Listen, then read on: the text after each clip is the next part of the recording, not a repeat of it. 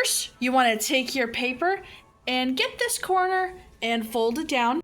So now your paper should look like this, and you're just going to cut off this bottom piece. So now this kind of looks like a giant hat, but you're going to take this side and fold it all the way to the other.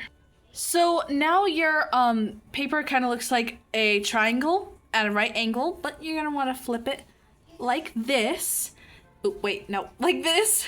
So you're just going to take the right side and flip it, fold it to the middle like this, and do the same thing for this one, fold it this way. So now that you folded this down, you're going to flip it around, and there's going to be kind of like a guideline right here, and you're going to cut right above this line. Now it kind of looks like an ice cream cone. Now just draw this type of pattern on your snowflake and cut every part, but don't cut this bottom part down here.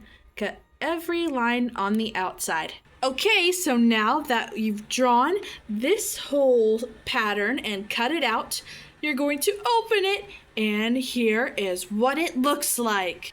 And here is what it looks like. Oh my gosh. This is so beautiful.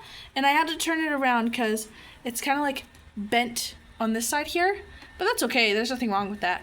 You just need to like fold it out a bit and make it straighter, which takes a little bit of effort. Wow, I think I should actually like make more of these and hang them up in my room for the holidays.